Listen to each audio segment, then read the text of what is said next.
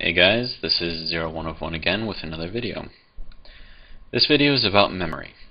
Now, if you remember from my earlier video, this is a 4-byte memory system complete with addressing, and it goes from a serial to a parallel over in here, and then it gets stored up in here. So, the issue with this is it takes up too much space. I mean, right now we've got four blocks long. This is just for the memory itself. We've got another 2 or 3 blocks for the addressing. We've got another 3 blocks for actually sending the data through, and it's a lot of blocks. Plus we have all this addressing stuff back there, which I'm probably still going to have to keep with this method. But I have a new method. It's right here. Now, this is a single byte memory cell. It's controlled by a clock pulse, which is this little button right here. The good thing about this design right here is, apart from this redstone here and here, there is no redstone in the entire thing, which means that this memory cell can be stacked side by side, no space in between, with other memory cells, and it'll all work. So we've got our input set to high right here.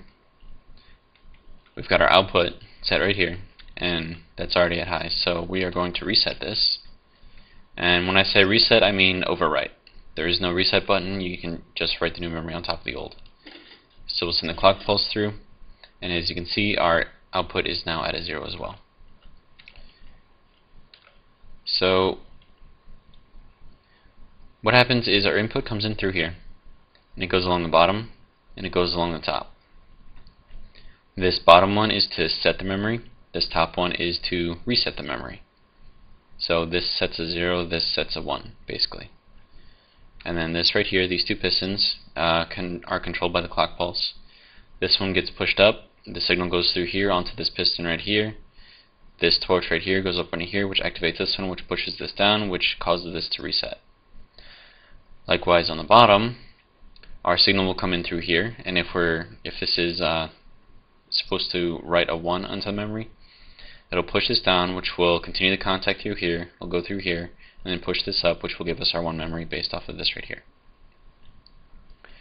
So to see it in action, we're going to first set some data. I'll see if I can back up so you can see how it works. I wonder how far back I can go. Not very far. Okay. So as you can see, it's pretty simple. And then you can hit as many clock pulses as you want. As long as that memory is showing a 1, it's still going to stay as a 1. Alright, now we're going to set this to off, and then we're going to hit this again, and you can see that it pushed it down. So that's really all this is. I mean, it's pretty simple. It is in fact 1 block wide, and you can in fact take and put 7 others right beside it. So this is exactly what I've done here. This is 1 memory cell here, another one here, and so on and so forth all the way down the line. Now the clock pulse goes all the way through. This hole is in the same place on every single one, so you can just drag redstone all the way through. And then you can set it just like that, and then this will actually go through all of them and set all of them at the same time. So right now we've got this set right here. So we are going to go like this, and we're going to alternate every other one, starting with the first one right over here. So we're going to set it. We're going to take a look, and we've got an alternating, starting with this one over here, going all the way across. Alright, so that is writing to memory using the system. Now I've got, over here on this side, I've got the addressing, and then a write signal and a read signal set up. So the addressing is here, and then if you're addressed to the right memory cell, then this will be on. If not, it'll be off, in which case you don't have any contact here or here, and nothing happens.